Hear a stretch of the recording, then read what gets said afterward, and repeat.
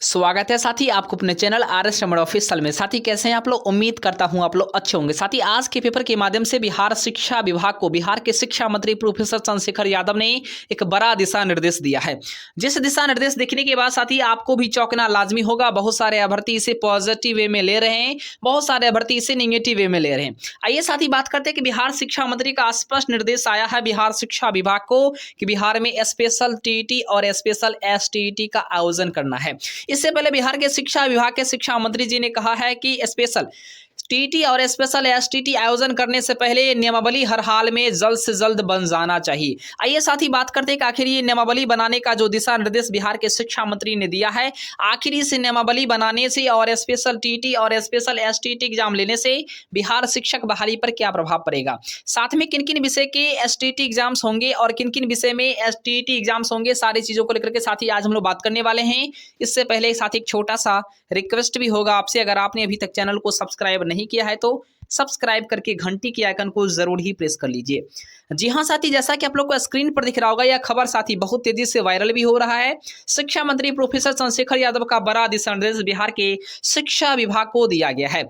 खास करके इन्होंने कहा है कि नियमावली बनाने का बड़ा दिशा निर्देश बिहार के शिक्षा विभाग को सौंपा है और इसमें साथ ही उर्दू विषय के, फारसी विषय के और कह लें तो अरबी विषयों के लिए होगा विशेष टीटी, मतलब स्पेशल टीटी एग्जाम्स होगी। इस प्रकार की बड़ी खबरें बहुत तेजी से चल रहा है। इसी भी साथ ही कह लें तो बिहार में लगातार जो है शिक्षक बहाली को लेकर के आए दिन कुछ ना कुछ खबर देखने को मिल ही जाता है।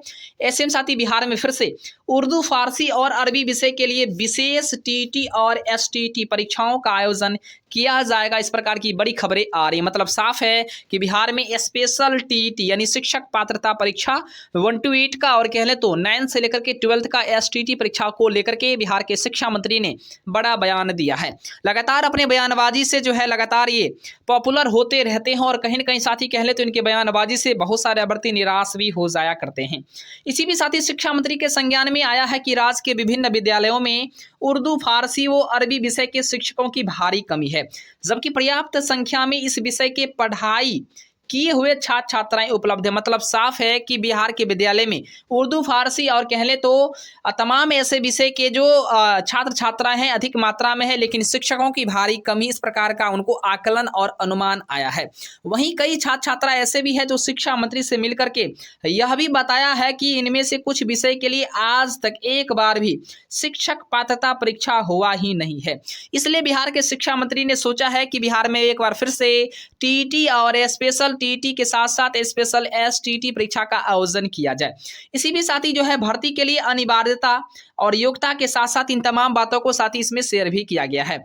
वहीं पर साथ ही खबर ऐसा भी आ रहा है, कह ले तो प्रधानाध्यापक नियुक्ति के लिए 30 को काउंसलिंग होगी, एक बड़ी खबर है। तो आइए साथ ही सबसे पहले इस खबर को आप लोग देख लीजिए कि वर्तमान समय में जो बीपीएससी के माध्यम से प्रधान शिक्षक का जो नियुक्ति का प्रोसेस चल रहा है, इसमें साथ ही उत्क्रमित और नव स्थापित जो भी माध्यमिक विद्यालय में प्रधानाचार्यों को लेकर के जो साथी खाली पदे था उन पर नियुक्ति की प्रक्रिया फिलहाल चल रहा है।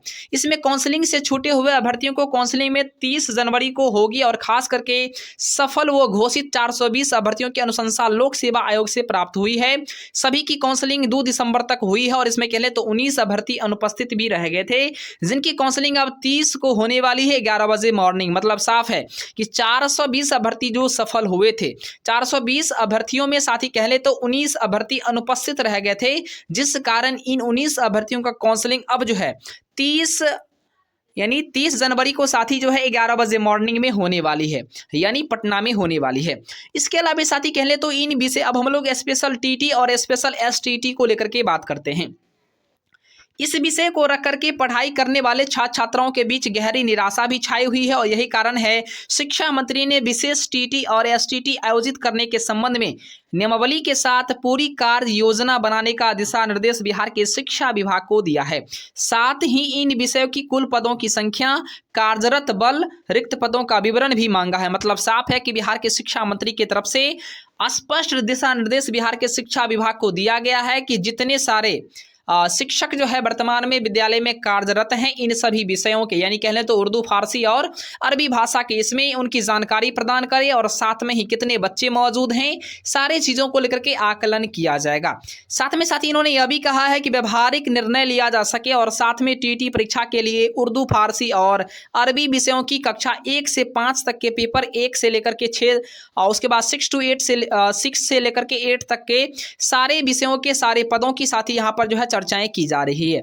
मतलब साफ है कि बिहार में एक बार फिर से 1 to 5 और 6 to 8 के लिए कह लें तो साथ ही जो है स्पेशल टीटी एग्जाम लेने की तैयारी बिहार शिक्षा विभाग करे। साथ में ही 9 से लेकर के 12 तक के लिए साथ ही जो है पेपर 1 और पेपर 2 के लिए उर्दू, फारसी और अरबी विषय की शिक्षा पद्धति को बनाए हेतु 11 से 12 यानी जो क्लास है इसके लिए भी साथ ही पेपर 2 का भी आयोजन किया जाएगा। यानी बिहार शिक्षा विभाग के माध्यम से एक बड़ा दिशा निर्देश साथ ही जो है तमाम बिहार के प्रधानाचार्य जो महाविद्यालय के हैं, विद्यालय के, उनको दिया गया है कि कितने सारे रिक्त पद खाली हैं, उन सभी पदों की चर्चा उनके पास अनुमान आएगा। उसके बाद एक बड़ी वैकेंसी फिर से बिहार में उर्दू, फारसी व अरबी विषयों के लिए ली जाएगी। अब साथ ही बात करते हैं कि अब सवाल उठता है कि आखिर इससे शिक्षक बहाली पर क्या प्रभाव पड़ेगा। तो देखिए साथ ही नई जो है स्पेशल टीटी और एसटीटी परीक्षा अगर ली जाती है, अगर इसका विज्ञापन इधर ही जारी कर दी जाती है, नियमावली अगर इधर ही इसका बना दिया जाता है, तो साथ ही कहीं न कहीं आने वाले समय में शिक्षक बहाली को लेकर के कुछ न कुछ खबर आप लोग को उठापटक देखने को मिल सकता है। फिलहाल साथ ही अगर शिक्षा मंत्री के बयान को अगर आप देखेंगे तो शिक्षा मंत्री जी डबल दाव खेल रहे हैं। पहली दाव यह है कि उनके माध्यम से तमाम वैसे अभ्यर्थी को खुश किया जा रहा है जो अभ्यर्थी शिक्षक बहाली की आस में लंबे समय से हैं, चाहे वो सीटेट उत्तीर्ण हो, बीटेट उत्तीर्ण हो या एसटेट उत्तीर्ण अभ्यर्थी हो। साथ में दूसरी तरफ यह दाव खेला जा रहा है कि वैसे अभ्यर्थियों को नई टीटी और एसटीटी में मौका दिया जाने की बातें कर रही है। जो अभ्यर्थी लंबे समय से कह ले तो इन जो स्पेशल टीटी में भाग नहीं लिए थे, या कह लें तो उर्दू या अरबी या फारसी जो भाषा है, इस भाषाओं में अपना योगदान देना चाहते हैं, भाषा शिक्षक के रूप में अपना जो है कार्य करना चाहते हैं। तो फिलहाल साथ ही दोहरी नीति जो है, दोहरी दाव बिहार के शिक्षा मंत्री के माध्यम से खेला जा रहा।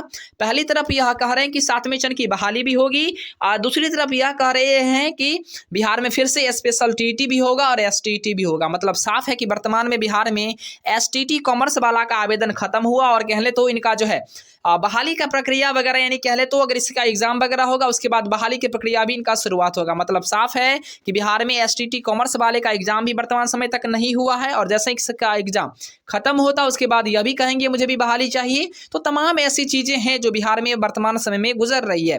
मतलब कहीं ना कहीं बिहार का शिक्षा विभाग स्पष्ट नहीं कर रहा है कि पहले 7वें चरण की बहाली होगी या पहले स्पेशल टीटी या सीटेट या कह ले तो तमाम ऐसी परीक्षाएं होगी। तो साथ ही कहीं ना कहीं इनसे अभ्यर्थियों में नाराजगी है और कुछ अभ्यर्थियों में खुशी का माहौल भी है कि स्पेशल टीटी आएगी और स्पेशल एसटीटी आएगी।